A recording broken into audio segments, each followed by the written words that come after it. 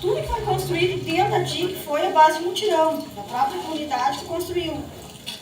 Desde da primeira escolinha, que era uma casinha de só uma aba, até a nossa igreja, que também foi construída sob mutirão na comunidade.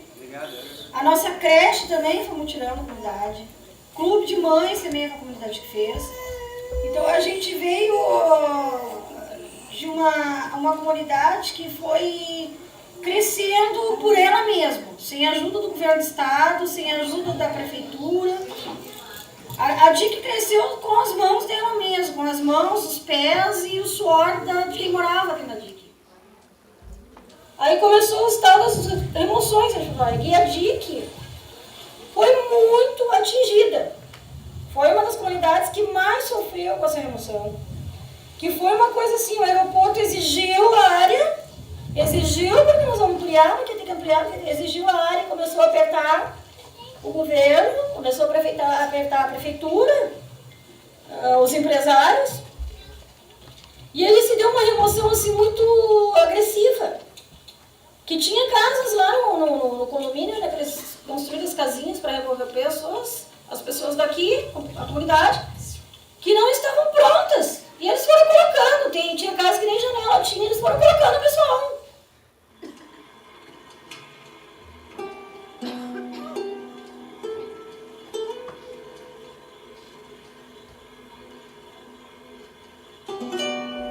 Nosso prefeito, o que ele passou para a sociedade? Que o DIC não existe mais, que não tem mais ninguém morando aqui, que tem 650 famílias morando aqui. Não existimos para ninguém, né?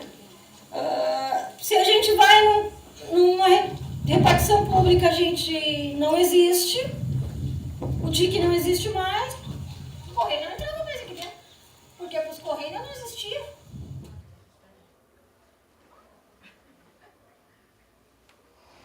Vai ter luta, vai ter resistência do DIC para não ser removido.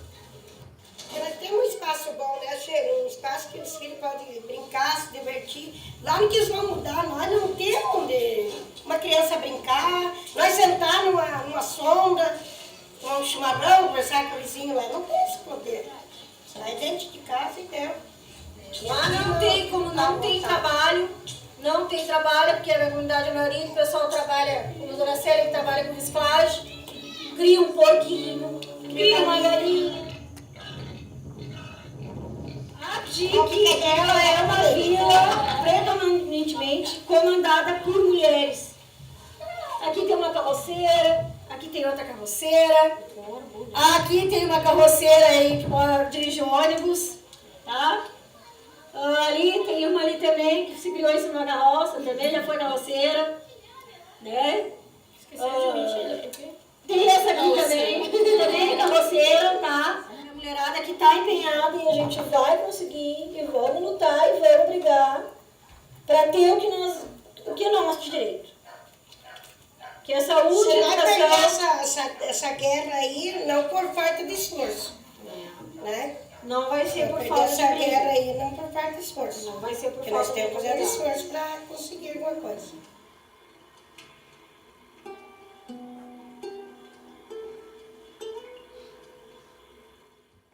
Então, bom dia, pessoal. A gente está aqui para poder falar um pouco da questão das mulheres em situação de rua, né? Um tema que, por si só, é bem amplo, né? Porque não existe uma forma de ser mulher, né? De ser e estar na rua. E não existe uma forma de vivenciar isso enquanto mulher, né? Só vou pedir daí para pausar, que daí a gente vai passando e vai falando um pouco sobre cada foto. Na verdade, quem vinha, né, me acompanhar era a Catarina, vulgo Cataúcha, mas ela teve alguns problemas de saúde, né? Então a gente está aqui também torcendo para que fique tudo bem com ela. Mas eu estou muito bem acompanhada dessa mulherada, né? Que tem toda uma história de vivência que eu não vou ficar falando por elas sabem muito bem falar, melhor do que eu até. Então, assim, assim, a gente vai passando as fotos, né, e a gente vai comentando. Essa primeira foto é da Miriam, né? O pessoal chama ela da musa do Movimento Nacional da População de Rua. Essa foto foi no Encontro Nacional em Brasília. Pode passar. Essa foto é da Cíntia, né, que é uma mulher em situação de rua, que ela tem, né, uma questão de audição. E aí, nessa foto aí, foi que, né, cada pessoa tem um sinal, e aí ela escolheu esse sinal para mim, que é um C e um coração, né. Isso para mim, assim, foi muito significativo, porque acho que nem me apresentei direito, né. Tipo, eu trabalho no Ação Rua, né, trabalho com pessoas em situação de rua, na rua, né, então eu, enquanto psicóloga, faço atendimento na rua. Meu setting terapêutico é a rua, que é o espaço onde, de fato, tudo acontece, né? E para mim, a base do meu trabalho é o afeto. Então, isso, para mim, representa muito isso, né? Porque num cenário de precarização dos serviços, né, de políticas públicas, a gente sente que o que faz a diferença é esse vínculo, né?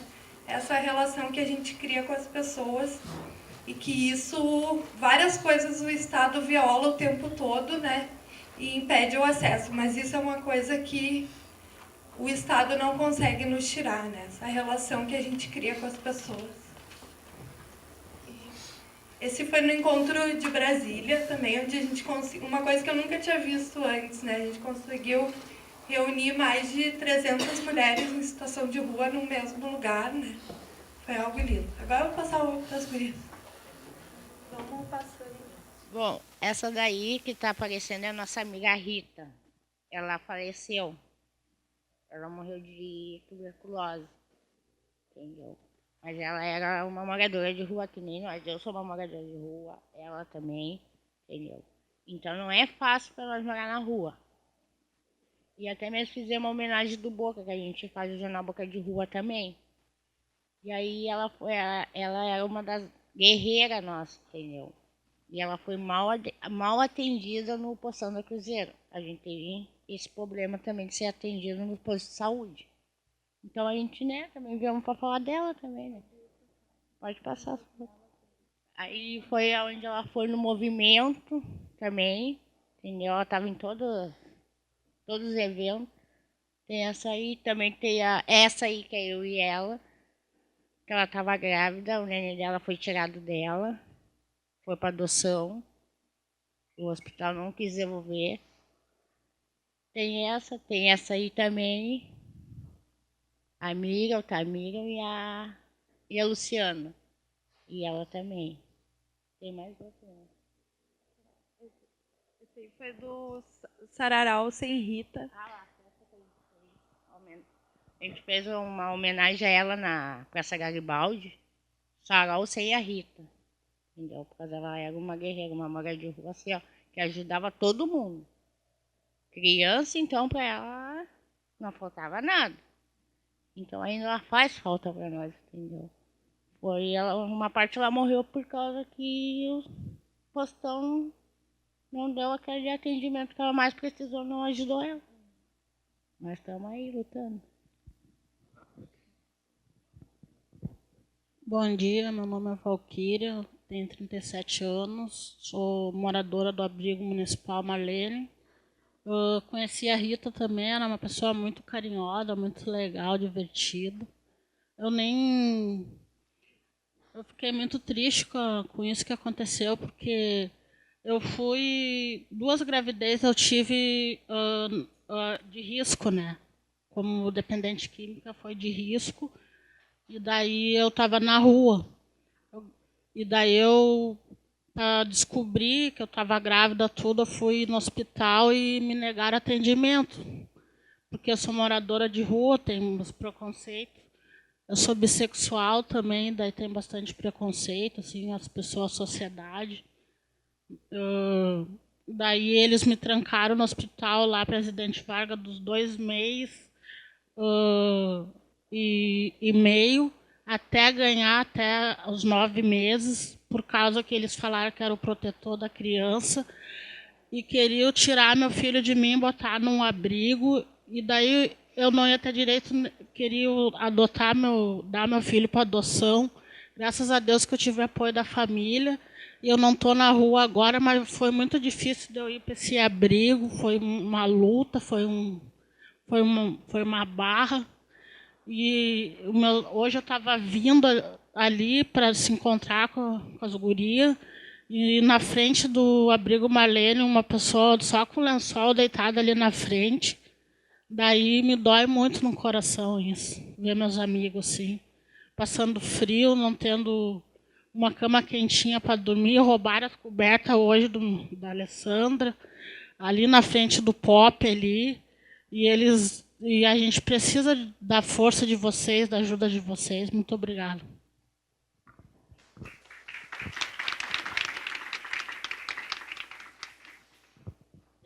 Oi, tudo bom? Meu nome é Áurea. Tenho 22 anos.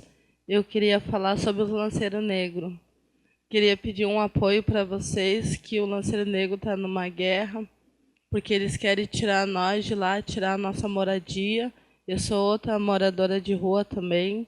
Fiquei muito tempo, desde os meus 6 anos, na rua, passando dificuldade, muita violência também, muita morte aconteceu com meus melhores amigos, que já foram também. E eu peço um apoio para vocês, que o Lanceiros Negros está passando muita dificuldade e eles precisam de apoio e de ajuda nesse momento. E vai ter rebelião hoje e a gente precisa de muita gente para apoiar nós também, e precisamos de doação, que nós não temos, porque a gente estamos numa dificuldade, muita dificuldade grande.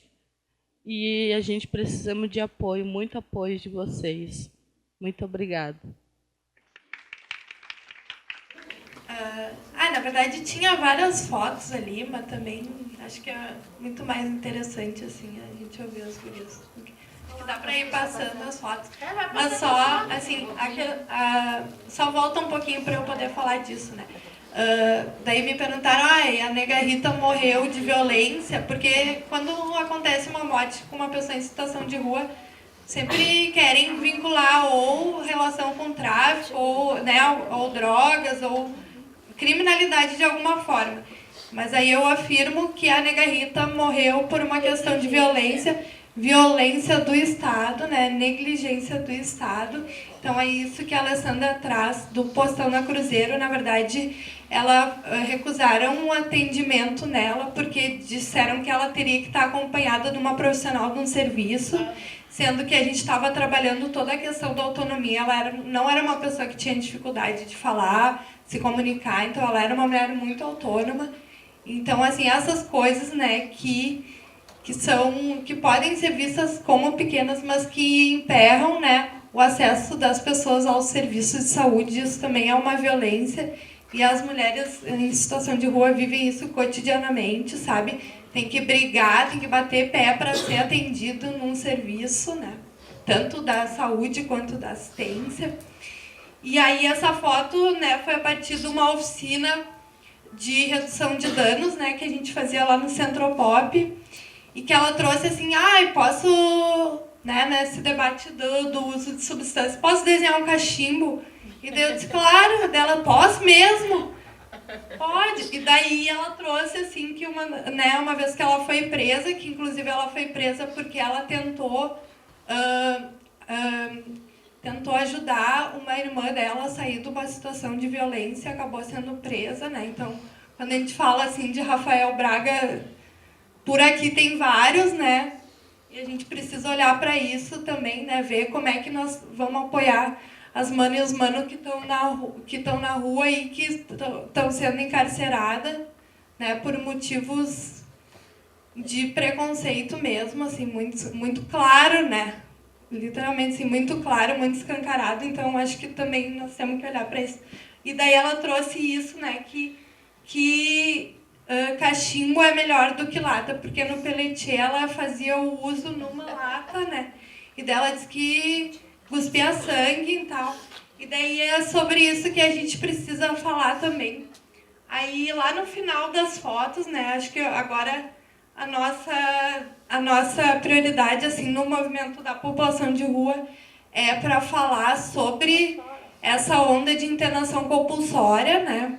A nega Rita também viveu uma situação de internação compulsória. Então, assim, todas as vezes que ela tentou acessar o serviço, deram um monte de empecilhos, que nem a questão da moradia, assim. Quando uma pessoa quer sair da rua, nós que trabalhamos na assistência social sabemos o quanto é difícil, né? Tem que dar boa sorte para a pessoa, se a pessoa... E é isso, sabe? E porque não tem política pública efetiva nessa cidade de habitação, né? Não tem uma política de habitação séria nessa cidade. O que tinha de aluguel social é uma verdadeira palhaçada, sem querer ofender os palhaços, porque é organizar as pessoas num espaço, numa peça de moradia, para depois a prefeitura não pagar e a pessoa ser removida e ir de novo para a rua, né? E aí é isso. Então, a política pública de habitação que existe hoje para a população de rua, para a população negra, para a população pobre é o encarceramento ou a internação compulsória, né? Então é isso. Esse é o projeto da prefeitura aos moldes de Dória, né, na Cracolândia. Então, assim, não interessa se tu quer ser internado ou não, né? Que daí é essa comparação que eu faço com a moradia. Quando a pessoa quer se organizar numa moradia, não tem política pública para isso. Quando a pessoa está na rua por uma escolha, que isso também acontece, né? Por uma escolha de vida, as mulheres muitas vezes sofrem violência e vão, né, dentro de casa e vão para a rua como uma forma também de se libertar disso. Então, quando a pessoa tem por escolha estar na rua, isso também não é respeitado, porque vai a Esmove, vai a Contravir para tirar colchão e documento e remédio das pessoas, né? É verdade. Então, a questão da internação é a mesma coisa. Quando uma pessoa quer ser internada, quantas vezes, né? Fica horas e horas, que nem uma mana disse, enquanto tu não pegar e acender um cachimbo dentro do hospital e dizer que o negócio está bravo mesmo, eles não te internam. Agora, quando a pessoa não quer ser internada, eles vão à força. E esse é o plano do nosso querido Júnior, né, que está fazendo um conchavo com os pastores para adquirir 2.000 vagas em comunidades terapêuticas. Essa reunião vazou para nós, então a gente sabe que isso está acontecendo, né? E aí não tem dinheiro, crise, bababã, essa história aí para boi dormir, mas para a vaga em comunidade terapêutica tem, que é em torno de 1.500 por pessoa por mês, né? Então a gente faz o cálculo e a gente pensa se esse dinheiro fosse investido em política pública, né, como os serviços substitutivos, tudo aquilo que está previsto na lei da reforma psiquiátrica, né? Tudo aquilo que da luta antimanicomial há muitos anos tentou garantir. Então essa é agora a nossa linha de frente no movimento, né? Zumbi só se for de Palmares, porque a gente tenta também desconstruir essa ideia, né, que a RBS por muito tempo tentou criar, né, de que zumbi, porque na verdade, se a gente for pensar, é a criminalização da pobreza, né? Então, porque quem aqui não faz um uso, né, de algumas substâncias, o café, antidepressivo, o seu pozinho, né? Todo mundo usa alguma coisa. A questão é quem usa, né? Aonde usa, se usa num espaço privado ou se usa na rua. Então é isso que a gente está lutando agora, né? Porque ninguém aqui é zumbi, a não ser que seja Palmares, porque esse zumbi que a RBS fala é desumanizar as pessoas, né? É dizer que elas são zumbi, então tu tem que eliminar ela, então não importa o que ela sente, ela não tem poder de escolha. Aí tu olha para essas gurias aqui, tu diz que elas não são capazes de decidir, né? Toda a autonomia, toda a história de vida, eu aprendo diariamente com essas gurias, porque a força que elas têm, assim, é incrível. Tá, vou parar de falar, vocês falam um pouco. Eu queria falar das crianças que ficam no abrigo, assim, essas crianças que os pais não têm condições, que eu tenho 37 anos, né? E eu e meus irmãos, somos 6 irmãos, nós fomos um dos primeiros usuários do Odila lá em Ipanema. Eu tenho um irmão meu que se matou enforcado lá, quando completou 19 anos, porque quando ele completou 18 anos, mandaram ele embora, e ele não tinha para onde ir. Então, as pessoas agora querem tirar os filhos nossos, as moradoras de rua que engravida, porque usam droga, porque são bipolar ou esquizofrênico, tem depressão, não tem condições de uma casa. Só que eles não vê o lado da gente. Eles querem tirar o filho, botar no abrigo ou dar para adoção. Eu acho que a gente também somos seres humanos, né? Também temos o direito de ter uma família. E não botar os nossos filhos no abrigo, arrancar a força dos nossos filhos e botar num abrigo, não deixar nem ver. Daí sim que nós fiquemos mais doentes ainda, né? Eu queria falar sobre isso porque eu tenho 4 filhos, uma adulta já que está com a guarda do meu bebê de 7 meses, que está me dando uma força. Estou tentando me organizar. Vou trabalhar também no Boca de Rua. E eu queria falar sobre isso, sobre os abrigos, sobre as crianças abandonadas pelos pais, as pessoas que estão na rua aí, essas crianças aí que estão na rua, nesse frio aí, e só. Bom, em primeiro lugar, bom dia a todos e a todas. Eu sou Marcele Malta, sou presidente da Igualdade, que é uma ONG de travestis e transexuais do estado do Rio Grande do Sul, e sou vice-presidente da Rede Trans Brasil, que é uma rede de pessoas, mulheres travestis, transexuais e homens trans, né? E também sou conselheira do estado do Rio Grande do Sul, né? E também já fui durante 5 anos a presidente do Conselho Municipal de Direitos Humanos, né? No governo do Fogaça e do Fortunati. Para mim, assim, entender um pouco da fala de vocês, também vou falar um pouquinho, né? Porque enquanto presidente de uma ONG de travestis, a gente tem um retrocesso muito grande no Brasil, né? E falar daí, daqui a pouco eu vou falar também da situação de pessoas em situação de rua no Brasil, a população LGBT, né? Bom, eu queria dizer assim, a nossa ONG tem 18 anos, né? A gente começou a militar nos anos 80, quando começou a epidemia da AIDS, né? Junto com o GAPA, né? Onde vocês sabem que realmente a nossa população estava morrendo e a gente e o governo falava isso e a mídia também falava, né? Que nós éramos a peste gay, né? Então, por isso que no longo do tempo, quando o Gerson foi o primeiro presidente do GAPA, né? Ele me convidou para trazer a nossa população de travestis e transexuais, que eram maioria trabalhadoras sexuais, né? Se prostituía, a prostituição, né? A gente começou a trazer essa população, né? A gente não tinha um espaço, né? Onde fazer oficinas, né? O que a gente pensou, né? Porque naquela época, ainda hoje existe as cafetinas, né? E eu me lembro que era a avó na Rua Hoffman, né? Eram 2 irmãs lésbicas, né? Que acolhiam essa população que trabalhava na rua e cobravam um X para morar na casa dela. Então lá a gente começou a trabalhar a questão da epidemia da AIDS, né? Eu me lembro quando a gente começou, eu fiquei muito, como é que se diz, impressionada como eu já era profissional do sexo, trabalhava na rua. Quando eu que dei a fulana, que dei a peltana, né? Ai, tá no hospital. No outro dia chegava na rua, não, ela morreu.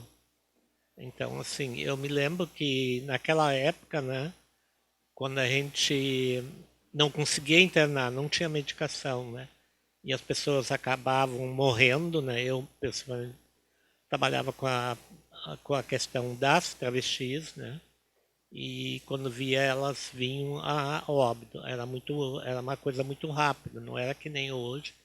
A pessoa faz acompanhamento, né, faz o tratamento e é bem acessível, né. Lógico, né, neste mês a gente está tendo um retrocesso. O governo, de tanto roubar dinheiro, né, não tem remédio para as pessoas soropositivas, né. Então, é um retrocesso muito grande. Eu não sei o que vai acontecer, que já foi informado pelo governo federal, que só tem remédio até o final do mês, né. Então, a gente vai ter um problema bem sério com as pessoas que estão tomando medicações, né, porque vai ter um retrocesso muito grande. Vamos falar um pouco assim, né? Eu me lembro que em 1990, né, 80 eu entrei no Estado, né, eu fiz concurso público, né, e eu entrei no Estado como agente de saúde pública, passei em segundo lugar, né, e fui trabalhar no Estado, né. Só que durante 10 anos que eu trabalhei, né, eu como travesti trabalhando no Estado, né, lá na Cruzeiro, na FEBEM, quem conhece, né, morou lá. Então, é uma população muito vulnerável, é uma população que está dentro da FEBEM, era muito... Nossa, havia coisas assim que a gente não tem, se a gente passar o dia inteiro contando, não é fácil.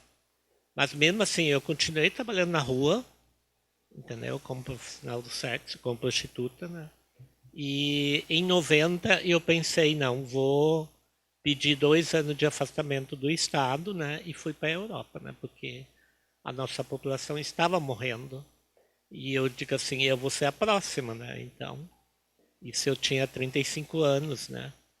Aí fui para a Europa, morei 2 anos em Roma. E o que eu pensei, né? Quando eu cheguei lá, e eu vi que a epidemia da AIDS não tem fronteiras, né? Eu cheguei lá que a situação da nossa população de travestis era pior do que no Brasil, né? Lá realmente eu vi a realidade da epidemia da AIDS, né?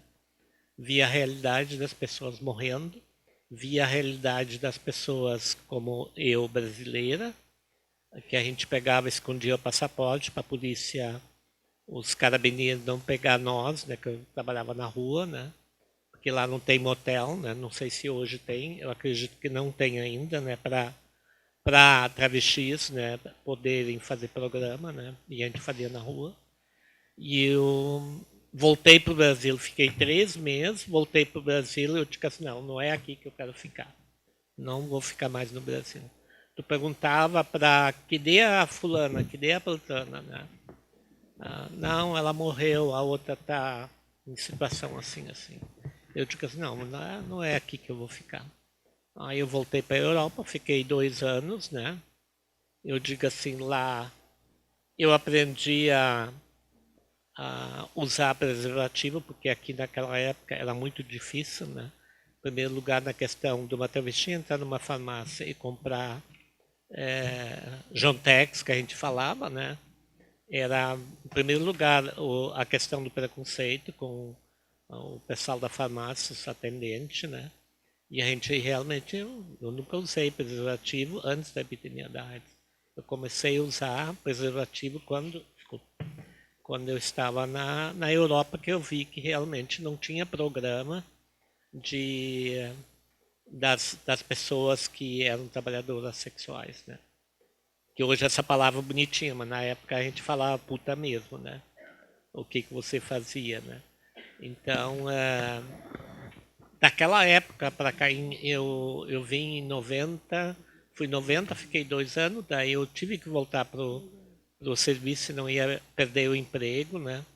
E voltei para o Brasil, vivi aquela vida de trabalho e de me prostituir, mas mesmo assim, eu pensava naquela população que estava vulnerável na rua, né?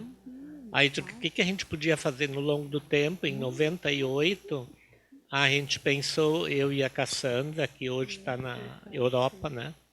E a gente pensou na nossa população, em construir, juntar essa população, que era em torno de, por semana a gente conseguia juntar 60, 70 travestis, a gente poder criar igualdade entendeu? A igualdade surgiu dentro do grupo, no GAPA, né, onde a gente pensou que nós vamos falar por nós, né? Que tu via muitas vezes na mídia, aliás, muitas vezes não, sempre, né? Quem falava por nós era pastor, entendeu? Pastor da igreja, era o padre, era psicólogo, era psiquiatra, eram pessoas da universidade, né? Falavam do nosso corpo, o que é ser travesti, entendeu? A gente pensou no momento e a gente disse assim, não, vamos mudar isso aí, porque não tem mais como as pessoas falar por nós mesmos. E nunca uma pessoa veio e perguntou quem somos, de onde viemos, né? Na estatística do Brasil a gente não consta, né, como travesti. A gente ainda está no HSH, né, homens que fazem sexo com homens, né, no programa nacional. Isso para nós é uma demanda que a gente está levando há muitos e muitos anos, há 20 anos já, e a gente não consegue nada. Eu sempre digo assim, eu sei que aqui tem pessoal da universidade, né, nada contra a universidade. No início, quando eu comecei a militar, eu era muito contra a questão da universidade pegar uma travesti e vamos fazer uma pesquisa, né? Entendo? Essas pesquisas, né, eu não sei onde foram parar. Muitas pesquisas eu fiz, né? Muitos livros foram escritos em cima da minha fala, que até hoje não vi. Então eu eu acredito que toda a população de mulheres travestis e transexuais, o que somos é o que foi nosso sofrimento e da onde viemos, né? Porque a maioria da nossa população, eu sou de uma cidade do interior, de Mato Leitão, né? Da colônia mesmo, né? E eu me descobri desde criança que eu era diferente. Imagina, nasci em 51, né? E de perguntar para alguém, né, quem eu sou, por que eu gosto de homem, né? As pessoas vão dizer assim, não, isso é coisa do capeta, coisa do diabo, né? O que existe é homem e é mulher, né? Tudo bem, a gente não discorda com isso, né? Mas a questão do gênero, né, que hoje se fala essa palavra, né? Eu via sempre eu achava que nós, que éramos diferentes não, mas com direitos iguais, né? Mas que a sociedade estava certa, né? E nós estávamos erradas, né? Eu me lembro quando, com 15 anos, eu vim a Porto Alegre, né? A convite de uma madre superiora, você sabe o que é madre superiora, né? São freiras franciscanas, né? Que naquela época, né, a Santa Casa era toda na direção, era só freiras, né? E essa freira era do Hospital de Venâncio Aires, ela me trouxe para Porto Alegre, né? Mas para trabalhar, né, entendeu? Na Santa Casa, né? E eu realmente era menor de idade, né? Eu comecei a trabalhar na Santa Casa, morava num lugar, né, como é que se diz, uma peça, né, que o dinheiro não dava, né? Aí que eu conheci várias pessoas, né, na Santa Casa que se prostituíam, né? Aí dizia assim, eu já tinha um cabelo Chanel, né? E o pessoal dizia assim, naquela época não tinha nome social para ninguém, né? Chamava meu nome civil, né? Dizia assim, olha, aqui tem um lugar que se ganha dinheiro, né? Se prostituir, se chamava trutuar, né? Não se chamava aquela palavra, prostituição, profissional do sexo, aquela coisa toda, nada, né? Aí, este meu amigo, eu achava que, que eu sou, né? Eu digo assim, via aquelas pessoas tão diferentes, né? E eu mesmo não me identificava o que eu era, né? Naquelas caixinhas que a gente hoje fala LGBT, né? E ela disse, eu faço de noite calçada, né? Eu disse, o que é isso, né? Eu vou sair tipo, da meia-noite, vou para a rua, os homens vêm, tu faz programa e eles ainda te pagam, né? Eu disse, é tão fácil assim, então vamos, né? E foi aí que começou, né? Entendeu? Eu comecei a prostituição começou na caixa d'água, né? Eu era menor de idade, né? Tinha, naquela época foi 67, eu acho. E quando eu chegava em casa, eu virava a bolsa assim, eu dizia assim, nossa, mano, que tanto dinheiro que eu ganhei, né? Entendeu? Que a gente diz assim, ser profissional do sexo não é aquela coisa assim, né? Porque tu tá lá, né? Não para vender teu corpo. Eu sempre digo assim, para a gente estar lá para fazer desejo dos homens que nós procuram, né? Que às vezes não, a maioria das vezes as pessoas dizem, está vendendo teu corpo. Eu digo, não, meu corpo eu nunca vendi porque ele está aqui, né? Ele nunca saiu da minha casa, né? Então, vender o corpo é uma coisa, né? Tu vai lá e vende, né, para o estrangeiro, né? E tu ganha tanto, né? E o corpo não te pertence mais. Então, essa é uma questão que eu sempre pensei desde nova, né? E eu me lembro quando, na caixa d'água, né? A gente tem um documentário sobre isso, só que o documentário é comprido, né? Aos olhos da vida somos todos iguais, né? Onde a gente retrata a questão da prostituição, como que ela começou e como que ela ficou e como que ela está, né? Não, hoje já faz, esse filme já tem 15 anos, né? Mas onde a gente fala da prostituição, onde a polícia, eu sou do tempo da ditadura, né? Dos anos 60, 70, 80, que foi a pior época da minha vida, né? Onde a polícia nos extorquia, né? A polícia, para manter nós na rua, né? Muitas vezes, e a maioria das vezes, vinha 2 camburão, tanto da Polícia Civil como da Brigada Militar, naquela época era a CRV, e aquele Fuca, né? Levava nós o camburão, prendia nós, e ficava as mais, né? Eu digo assim, eu sempre digo assim, entre as 10, né? As 10 mais, né? Que tinha que ter relações sexuais com o pessoal da Brigada Militar, com o pessoal da Polícia Civil. Essas, no final, muitas vezes a gente era solta ou ia lá para a Cavalhada, né?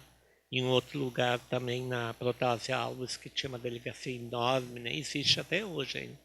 A delegacia não existe, mas a casa existe ainda, né? E aqui na Júlia de Castilhos também tinha o costume, né? Então, era uma vida difícil, mas ao mesmo tempo, né? Para mim, né? Eu como hoje militante, eu penso que a prostituição não terminou ainda, entendeu? Não vai terminar nunca, onde hoje a gente tem 95% da nossa população de mulheres travestis, transexuais não é tanto assim, né? Mas de travestis a gente tem 95% que está nas calçadas se prostituindo no Brasil inteiro, né? E hoje eu vejo, não que a gente, nós da igualdade, eu também penso isso, né? Que a autonomia do corpo é de cada um de vocês, e eu acredito que as pessoas podem fazer do seu corpo o que quiser, né? Entendeu? Quer se prostituir, não tem problema nenhum. Quer trabalhar, não tem problema nenhum. Faça do seu corpo o que quiser, né? A autonomia é de cada pessoa, né? Então, isso nós, dentro da igualdade, a gente luta muito que cada um faça o que quer, né? A maior a dificuldade que a gente tem hoje da nossa população ser excluída da família, né? Vem do interior muitas vezes com 10, 12, 13 anos, né? É excluída da família, é excluída da sociedade, a sociedade, vocês sabem que não aceita, né? E outra questão que a gente tem enfrentado há muitos e muitos anos, né? É a questão dos albergues, né? Aqui em Porto Alegre, né? A gente encaminha muitas e muitas, né? Só que lá também tem a questão do preconceito com a população, porque elas não podem, elas têm que ficar com os homens e elas não querem mais isso. A gente teve várias reuniões com os albergues, né? Inclusive o Marlene, né? E lá também tem a questão das mulheres, né? entendeu? Que também não querem a população de travestis com elas, no quarto delas. Né? Acham ainda a questão assim que a travesti vai estuprar uma mulher, e não existe isso. Né? Quem já viveu em situação de rua ou vive em situação de rua, sabe que o preconceito também não vem só dos homens, vem também na questão das mulheres. Né? E a questão das mulheres é muito preocupante, porque nós também somos travestis, mas somos mulheres travestis. Né? Não que a gente é igual uma mulher cis, mas a gente se sente uma mulher 100% durante 24 horas. Né? Então, essa é uma questão que a gente luta. Né? No Brasil inteiro, eu viajei, foi ano passado, o Brasil todo, na questão da população de travestis que vive em situação de rua, e foi feita uma pesquisa na Fiocruz, né, onde eu fiquei uma semana, não me lembro mais da doutora que fez a pesquisa, né, onde, parece que é Patrícia, 5 minutos, nossa. Não, daí assim, o que no Rio a Fiocruz achou, 34,5% da nossa população de travesti vive em situação de rua no Rio. São Paulo, eu participei, mas São Paulo é maior ainda. São Paulo é terrível, né? A questão das pessoas em situação de rua. Hoje, aqui em Porto Alegre, vocês que trabalham com pessoas em situação de rua, né? A gente tem uma população muito e muito, muito grande, né, aqui em Porto Alegre. Inclusive, quem conhece o José, ele é psicólogo, eu acho que é do NUPSEX, né? Conhece ele, né? Ele está fazendo um trabalho muito bonito, ele me procurou, né? E lá no Porto Seco a gente tem uma população de travestis, né? Bom, é de chorar a história que ele me contou, né? Ele me procurou, né? A gente conversou. Vamos ver o que a gente vai fazer agora. É a questão em primeiro lugar, que elas nem se reconhecem como pessoas como que elas vivem. Elas se prostituem porque são travestis. E a questão da situação que elas vivem, na questão da pobreza, extrema pobreza, elas têm muita dificuldade de acesso à saúde. Este é o maior problema que a gente tem aqui em Porto Alegre, né? E no Brasil inteiro. Né? E eu queria dizer assim, já que eu tenho 5 minutos, né? Porque ontem, de tarde, eu disse assim, o Maga, minha secretária da Igualdade, e eu disse assim para ela, dá uma olhada nos dados da rede trans, né? Porque a gente tem uma pesquisadora da Universidade de Uberlândia, né? E ela me mandou ontem 96, isso foi 4 horas da tarde, 96 casos de assassinato de travestis no Brasil. É um dado muito grande. Eu sempre digo assim, nossa, o que a gente vai fazer? Por que matam tantas travestis no Brasil? Né? Aí quando eu cheguei em casa, né, uma amiga minha me ligou de Florianópolis e disse assim, Marcele, olha essa foto aqui. Né? Aí ela se prostituía num lugar muito bonito, há 21 anos, né? E ela foi morta por uma mulher prostituta, né? Então eu digo, bom, né? Eu digo assim, eu não acredito, né?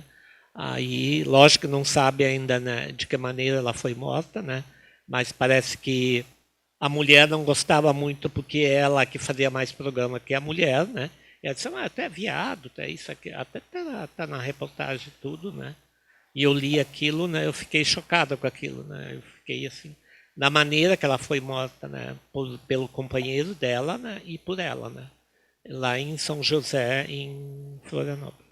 Aí eu digo assim, bom, são nossas estatísticas, né? Eu sempre falo que para mim, né, entendeu? Quando eu cheguei aos 60 anos, eu digo assim, ó, eu não quero mais saber de movimentos sociais nada, né? Mas quando a gente vê a nossa população que a gente trabalha, né, a gente vê discriminada, preconceito, assassinatos, né? E como que vive essa população, então eu já estou além do meu tempo de serviço, 7 anos dentro da igualdade, além do tempo que eu queria ficar, Por quê? Porque a gente tem uma demanda muito grande, né? Aí eu digo assim, não que não existia os assassinatos da nossa população, mas sim existia, só que hoje tem uma mídia muito grande, né, que está em cima de tudo, né? Cada notícia, né, é um flash, né, entendeu? Para a mídia é importantíssimo divulgar esses dados, né? Mas para mim eu sempre digo assim, quem chora por nós, né? Porque daí não tem o pai, não tem o irmão, não tem ninguém que vai no enterro, né? Aí vai uma travesti ou duas travestis que é do movimento, vai lá e faz o enterro, né? Então, esses assassinatos no Brasil que a gente tem, né? Para mim é um dos piores momentos que a gente está vivendo. E outro momento que a gente está vivendo é a questão do retrocesso que vocês, mulheres aqui falaram, né? Que eu sempre digo assim que é uma pauta nossa também, da nossa população LGBT que vive em situação de rua, e pessoas hoje vivendo em situação de rua. Não que seja complicado, é mais do que isso, né? Eu acredito que tem que ter políticas públicas, né, para essa população, e tem que ter mais políticas públicas. A nossa população LGBT não tem, e esse retrocesso está sendo muito grande no Brasil inteiro, né? Só vejo na mídia, quando tu chega em casa, tu liga a TV, né? Só vê notícias de desvio de dinheiro, roubaram tanto, né? Aí que esse dinheiro pode ser aplicado na questão da moradia. Eu digo assim, na questão, né, a gente teve há pouco tempo de uma auxílio moradia, que eles dão 400 pila, né? Vai morar onde? Vai morar onde com R$ 400 uma pessoa? Às vezes, eu digo assim, os que são casados, muitas vezes têm 2, 3 filhos, não tem como viver. A gente teve uma travesti que ganhou da prefeitura 3 anos atrás um apartamento, né? Só que é perto do Rubem Berta, né? O prédio, né? E a questão dela ser travesti e ser trabalhadora sexual, aquela coisa toda, e a síndica botou ela para correr e botou um traficante lá dentro no apartamento dela, né? Agora, isso foi semana passada, né? Aliás, semana retrasada. Então, a gente está tendo um problema quando, no momento que ela ganha eu digo assim, minha casa, minha vida, que não é minha casa, minha vida, geralmente coloca essa população, vamos fazer desaparecer, vamos colocar num lugar que ninguém as veja. A mesma coisa que nosso governo está fazendo agora com a nossa população de rua, né? Eu vejo, às vezes, eu já vi várias situações, pessoas que estão em situação de rua, aonde que elas são colocadas agora. Até perguntei para o menino que trabalhava um psicólogo, né? E, inclusive, pelo trabalho que ele estava fazendo, ele foi despedido, né? Eu acredito que faz um mês agora, né? E ele fazia muito pela população LGBT. E um dia perguntei para ele, me diz uma coisa, fulano, aonde que está a nossa população, né? A nossa população de rua, né? Que eu não estou vendo mais lá na Borges. Eu passei e eu fiquei impressionado. O que aconteceu? Mataram, botaram fogo? O que houve, né? Eles, Marcele, a situação é crítica. Foi naquela época, quem se lembra, quando mataram aquele da Praça da Praça da Matriz. Isso, Paulinho, quando mataram ele, né? Aí disseram assim, não, isso é tráfico, isso são marginais, entendeu? Isso eles se matam entre eles, né? Aquela coisa. Eu não concordo com isso, né? Quando teve audiência pública na Assembleia, não sei quem é que estava, eu acho que vocês estavam, eu também estava, né? Estava, né? Eu achei muito, como é que se diz, produtivo, né? Eu acredito que o nosso governo pode fazer, sim, e tem que fazer para essa população que está numa situação muito complicada, né? Mais do que complicada, em primeiro lugar, na questão de acesso à saúde, né? Que não tem, como vocês falaram, né? Que muitas vezes, quando chega num posto de saúde, né? A primeira coisa que pergunto, tu mora onde? Pede uma conta de... na rua, né? Daí, eu moro na rua, né? Eu já acompanhei situações, assim, do pessoal da situação de rua, né? Muito complicado, né? Porque essa população que hoje está aqui, né? está assim. Por quê? Porque o nosso governo é culpado de tudo isso, né? Eu acredito que tem muita coisa para fazer e tem muita coisa para fazer para a nossa população de mulheres travestis e transexuais, porque muitas a gente sabe que estão na prostituição porque não tem uma outra opção muitas vezes. Por que não bota uma travesti para trabalhar que tem o primeiro e o segundo grau completo? Quando chega lá, é difícil. Tá, estou finalizando, né? Estou aqui à disposição de vocês. Obrigado pelo convite.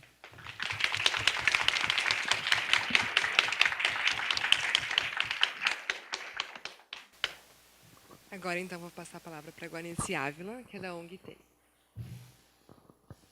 Bom dia a todos e todas. Bom dia às minhas colegas de mesa. Como a Dani já falou, eu vou falar desse lugar que eu gosto de estar, que é da ONG Temes, né, que a maioria conhece, é uma ONG feminista, que vai fazer 25 anos o ano que vem, que dos vários projetos que ela desenvolve, existem 2 projetos importantes. Um é de formação de promotoras legais populares, do qual eu sou da primeira turma de 94, então já faz 20 e poucos anos, né, Marcelo, que a gente faz parte desse projeto, sempre levando a informação e conhecimento e empoderando outras mulheres. Eu tenho aqui a minha colega Jussara Barros, da Restinga também, meu bairro, que está aqui prestigiando o evento. Agradecer ao CRDH e o NUPSEX pelo convite. A gente tem feito, né, Raquel Silveira, altas parcerias de muitos anos, né? E hoje nós estamos com uma parceria muito boa, que é um dos projetos da Temes, que é as JMCs, as Jovens Multiplicadoras de Cidadania. Já fazem 15 dias que começou o curso no Centro de Referência em Direitos Humanos, né, Dani? Onde nós temos lá quase 30 meninas de 14 a 21 anos buscando essa informação e esse conhecimento. Eu, como promotora legal popular, formada pela Temes há 20 e poucos anos, tenho acompanhado e trabalhado muito com as minhas colegas, não só em Porto Alegre, mas em outros estados, esse enfrentamento da violência contra as mulheres. E por ter essa formação, e hoje também, profissionalmente, eu sou assistente social, sou formada como assistente social, e eu digo aqui, se tiver alguma colega, nós somos insistentes sociais, né? Porque, como a mesa já falou, esse retrocesso que a gente vive, está vivendo, que eu achava que eu não ia viver, já que a gente lutou tanto para construir políticas públicas, para construir direitos, principalmente os direitos das mulheres, e hoje vê esse retrocesso a nível municipal, estadual, nacional e mundial, né? Parece que todos se juntaram para destruir aquilo que a gente construiu ao longo dos anos, né? Quando fecham a Secretaria de Mulheres no Estado, quando fecham nacionalmente, quando acabam com tudo. E é incrível que quando tem que cortar recurso, corta os recursos que é para as mulheres, recursos para trabalhar gênero, justiça, direitos humanos. E enquanto essa categoria que nós fomos formadas, que são as promotoras legais populares, trabalhar a violência contra as mulheres e as várias formas de violência contra as mulheres, é isso. É pensar nas mulheres que estão em situação de rua, é pensar nas mulheres trans, é pensar nas mulheres que são profissionais do sexo, é ter esse olhar e estar junto. Eu sempre digo, Malta, e a gente já conversou algumas vezes, que não é só você sozinha lutando pela categoria de vocês, não é só as mulheres em situação de rua sozinha, é todos nós juntas. Toda a sociedade tem que lutar. As mulheres negras, que hoje, se vocês olharem o mapa da violência de 2015, cresceu 54% de assassinatos, o feminicídio das mulheres negras. Quem está lutando por isso? Quem está fazendo a diferença nos espaços? E quando a gente fala desse retrocesso dos serviços, ontem ainda participava de uma reunião e eu observava, nós temos alguns serviços, ainda tem alguns serviços, mas o que é triste é que nós temos algumas pessoas em alguns serviços que lutam e fazem um enfrentamento. Então, esse serviço, essa rede é feita de algumas pessoas. não é todas as pessoas, todos os serviços lutando por essa garantia de direitos, principalmente das mulheres que estamos falando aqui hoje. E ontem eu fui para um município aqui perto, onde chamaram a Temes para apresentar os projetos, e elas querem desenvolver um projeto de formação de promotoras legais populares, e foi muito interessante, porque quando muda o governo, parece que eles estão sempre fazendo pela primeira vez os eventos e as ações. Então, eles falavam, era a primeira reunião de rede, chamaram a rede para falar dos serviços. E eu conheço o município, porque não é muito longe daqui, conheci já muitas pessoas bacanas que fizeram parte desse município e que construíram muitas coisas boas, né, que construíram e fortaleceram as políticas públicas. E houve um conflito enorme, assim, tinha umas 15 pessoas representando serviços. Gente, eu e a minha colega Luana, que é advogada da Temes, nós fomos para apresentar os projetos e o tempo todo a gente teve que conduzir o processo, porque o enfrentamento era grande, as pessoas se jogando, sabe, se enfrentando, e a gente fazia o corte e dizia, bom, mas vamos fazer dessa forma, quem sabe se pensa desse jeito. Então, fiquei pensando, nossa, como é que eles vão trabalhar? E daí eu peguei, depois na minha fala, eu disse que se a gente quer proteger, salvar a vida de uma pessoa ou de uma mulher, que é o que nós estávamos falando, se não tiver uma ação conjunta dos serviços, se não tiver articulação das ações, não se salva ninguém, não se protege ninguém. Então, foi muito interessante, porque eu disse, Jesus, mas se aqui no meio de... Porque nós éramos pessoas estranhas, né? Nós estávamos indo aí pela primeira vez. Eles estavam se matando, como é que eles não fazem quando não tem ninguém, né? Então, não defende ninguém, não protege ninguém, não cuida de ninguém, não pensa estratégia para cuidar das pessoas. Mas, enfim, resumindo, a reunião, então, finalizou tranquilo, conseguimos tirar um grupo de trabalho, dizer que todas as pessoas eram importantes, cada uma no seu papel, cada uma com o seu conhecimento, com a sua história de vida, ia fazer a diferença naquele município, construindo, então, um projeto, né, de formação de promotoras legais populares. E isso a gente está enfrentando hoje. E isso quando a política partidária se atravessa nas políticas públicas. Quando a política partidária se atravessa nas políticas públicas, é isso que acontece. E é isso que nós estamos vivendo hoje em Porto Alegre também, onde cada serviço que a gente vai buscar para proteger uma família, e aí a nossa amiga que falava dos filhos, e eu também já tive o privilégio de ter sido conselheira tutelar 2 gestões há um tempo atrás na minha região. Então, eu conheço bem o Estatuto da Criança e Adolescente, eu conheço bem a temática e conheço bem a rede. Onde é que se protege uma criança ou adolescente? Seus direitos e deveres e a responsabilidade da família, a responsabilidade do Estado e a responsabilidade dos serviços, né? Então, pensando um pouco nesses serviços e o quanto hoje nós estamos vivendo, no município e nacional e no Estado, essa falta dessa rede de proteção. Ontem, quando nós estamos retornando de Viamão, eu recebi um telefonema de uma conselheira lá da Restinga, desesperada, ligou, já era 5h30 da tarde, dizendo que estava com uma mulher, com 2 crianças pequenas, 6 e 2 anos, todas vítimas de violência, e o agressor estava lá dentro. Então, o agressor, além de ter agredido antes, estava lá dentro, enfrentando o conselho tutelar, para agredir mais uma vez aquela família.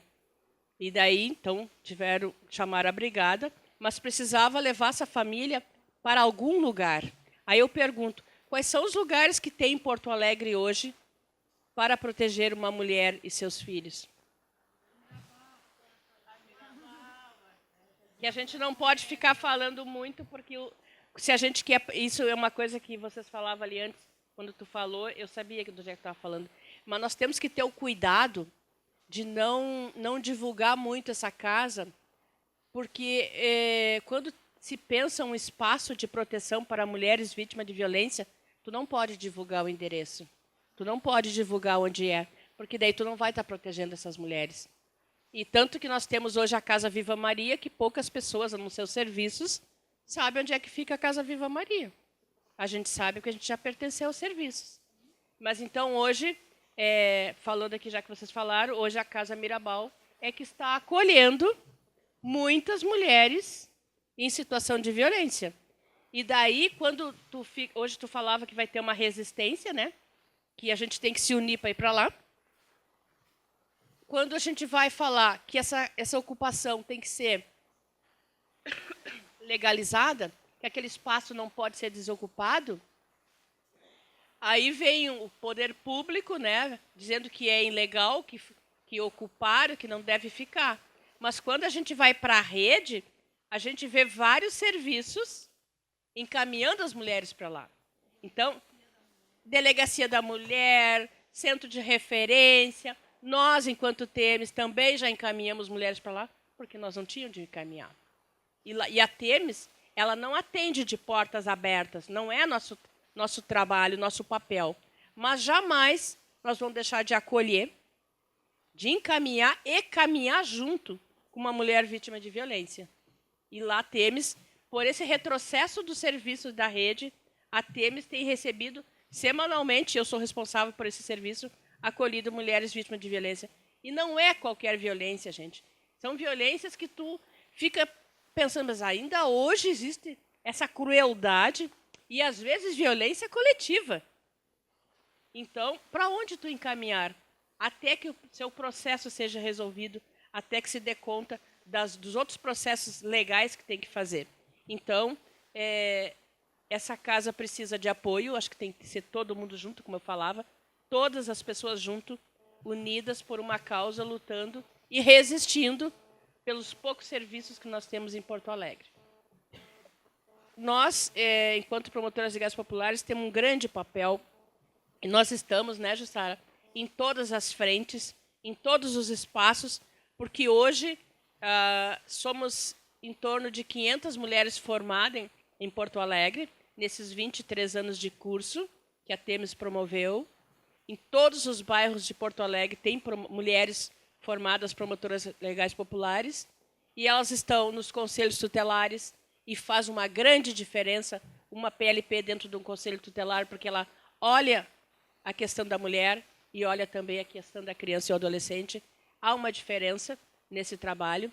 Na saúde, temos muitas agentes comunitárias de saúde que receberam essa formação de promotora legal popular, associações de bairro, né? Então, tem em todos os lugares. E essas mulheres é que fazem os encaminhamentos, que fazem a escuta, que tem um olhar bom. Mas quem é essa mulher que chegou aqui hoje?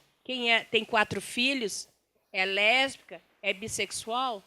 Essa mulher que precisa de alguma forma de apoio, é aquela mulher trans? Quem é essa mulher? Então, o nosso trabalho e o curso de formação, a nossa formação já diz isso. Eu posso ter meus preconceitos, eu posso ter minhas ideologias políticas, culturais, religiosas, mas enquanto promotora legal popular, eu tenho que esquecer isso para enxergar a outra. Senão, não há como tu acolher uma mulher e fazer a escuta daquela outra mulher. Temos PLPs, inclusive, no Ação Rua também. Temos algumas regiões que tem mulheres que receberam a formação de PLPs. Então, hoje, a TEMES tem esse papel e essa responsabilidade de formar mulheres lideranças comunitárias que estarão à frente de alguns serviços. E uma das coisas que a gente sente muita falta, e ontem eu comentava nessa reunião, que a saúde não está participando de quase nada de eventos, de ações e de reuniões que deveriam estar. E daí vem a desculpa, né? Ou a justificativa de que, por esse retrocesso, não há funcionários, não há funcionárias na saúde, que o quadro, né, não está completo, então não tem pessoas que saiam do posto de saúde, do hospital, para participar de reuniões, de eventos, onde se busca conhecimento, se troca informações. E isso é bem complicado, porque a saúde, ela é a porta de entrada de todas as violências, urbanas, domésticas, todas as formas de violência. E daí a pergunta e a nossa preocupação é de que forma que essa equipe de saúde, começando lá pela triagem, pela recepção, até chegar no médico, que não olha para a gente quando vai nos atender, tem conhecimento, tem sensibilidade de perceber que aquela mulher que chegou ali é uma vítima de violência. Se aquela criança que chegou ali sofreu uma violência sexual. E quando a gente faz essa pergunta nos espaços de saúde, ninguém sabe responder. Porque as pessoas estão ali mais para fazer a receita, mais para fazer o curativo. Muitas vezes deveria, enquanto fazer o curativo, fazer outras perguntas e não faz. Aí vem a resposta. Mas a gente tem uma demanda muito grande, são muitas pessoas para atender, só tem um médico, só tem uma enfermeira, só tem 2 agentes de saúde para fazer as visitas. Aí o tráfico não deixa as agentes de saúde entrar nos espaços ou falar demais. Então, elas não conseguem agir e denunciar aquelas violências, tanto quanto as mulheres, tanto quanto seus filhos, né?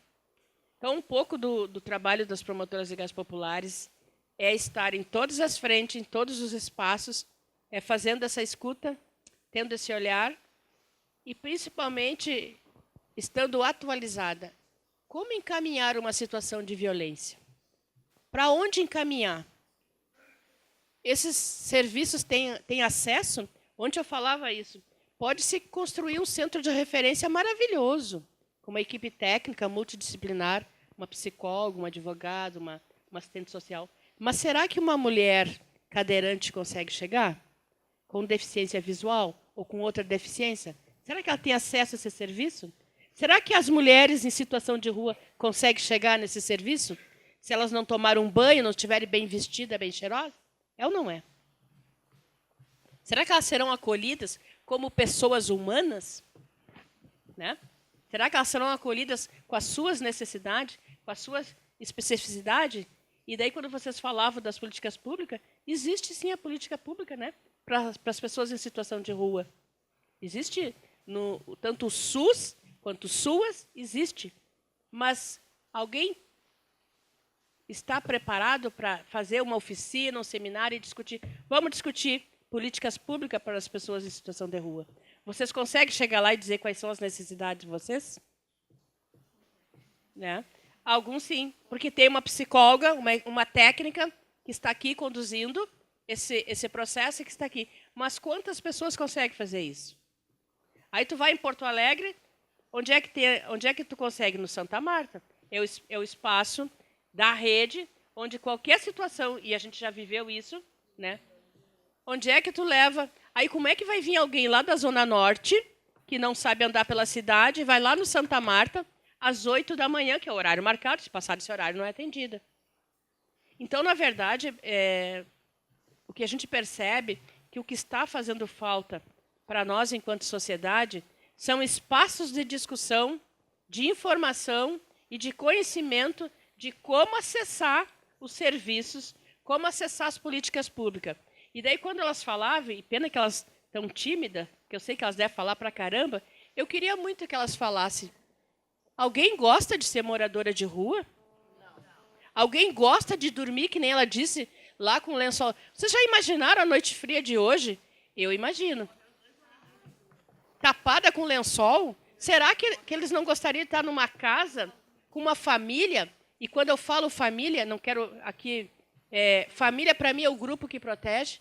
Não.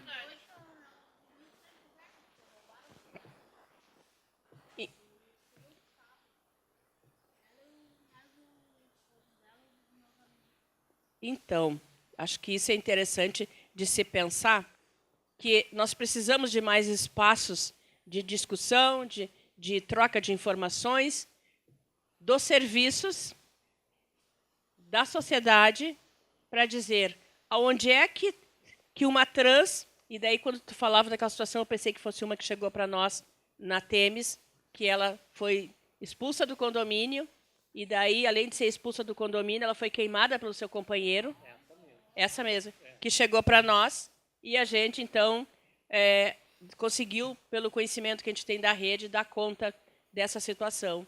Então, na Temes, a gente procura o tempo todo participar, fazer esse seminário. Se vocês entrarem no site da Temes, vocês vão ver que tem várias ações que a gente faz. A gente busca parcerias, como hoje a gente tem parceria com a URGS, a gente tem parceria com o Judiciário, tem parceria com todo mundo, porque a gente precisa estar atualizada. E a gente precisa de parcerias para dar conta do trabalho. Senão, não tem como. porque lá na Temes chega todas as situações que vocês imaginarem. E nesse dia eu recebi um pedido de socorro de um serviço de Porto Alegre que disse: o que é que eu faço? Ela está dando alta do Cristo Redentor, está queimada e eu não sei para onde levar. E daí, só que daí a gente tem toda essa rede que a gente busca dia a dia, né, Dani? Para saber o que fazer com cada situação que chega. A gente não sabe tudo, pessoal. Nenhum de nós sabe tudo. Mas se a gente tiver uma rede de parcerias, o que a gente não sabe, a gente vai buscar alguém que pode nos ajudar. Então, nesse momento, acho que por enquanto é isso. Estou aberta a perguntas, porque senão a gente fica falando muito, né, Dani?